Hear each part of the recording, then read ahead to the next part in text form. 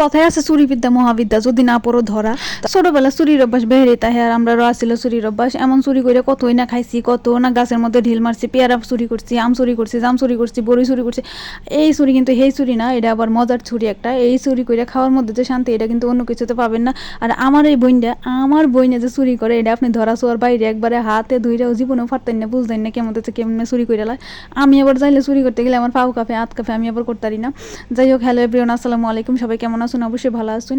তো আমার ভিডিওটা পুরোটা কন্টিনিউ করবেন। আমি জানি না কে কোত্থেকে দেখতেছেন আমার ভিডিওটা। যদি মানে ভালো লাগে ভিডিওটা, অবশ্যই লাইক, কমেন্ট, শেয়ার, সাবস্ক্রাইব যা করার লাগে কইরা একবারে সুন্দর করে ভুল টুল করবেন না, বা সাবস্ক্রাইবটা অবশ্যই করবেন আর ফলোটা অবশ্যই করবেন। তো কেমন লাগতেছে আমার ভিডিওটা, এটা অবশ্যই পরবর্তীতে পুরো ভিডিওটা দেখার পরে আমার কমেন্ট করে জানাবেন। আর এরকম কথা কইলে, কথা দিয়ে আমার ভিডিওটা কি ভালো লাগে কিনা, নাকি সুন্দর করে কথা কইলে ভালো লাগবে, এটাও একটু জানাবেন কমেন্ট করে। আর আমের ভর্তা যারা এরকম চুরি করে খায় অভ্যাস, তারা তো অবশ্যই কমেন্টে জানাবেন যে আমরাও চুরি করে ছোটবেলায় খাইছি অনেক। আর আমরা যেহেতু সেরি মানুষের তো এমনিতেই আমের ভর্তা বা চুক্কা টুক্কা খাওয়ানো লাগে একবারে জিব্বা লল করে।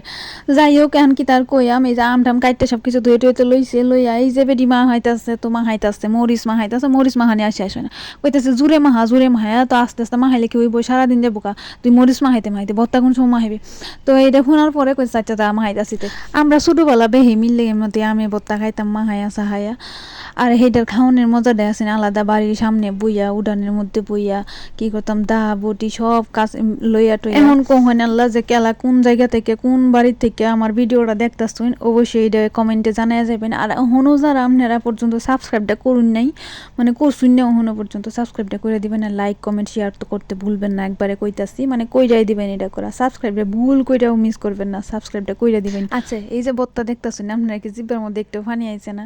দেখুন যে আমার তো ভর্তা করার মধ্যে মনটা চাইতেছে ব্যাগটা খায়ালাই টুহাই। বন্ধুরা, আমার কথাটিকে তোমরা মজা লাগতেছে না? বুঝছি মজা লাগতেছে না, লেগে তোমার ভিডিওটা বারবার স্কিপ করে দেখতেছো। দেখো না দেখো যে আমের ভর্তা খাইতেছি।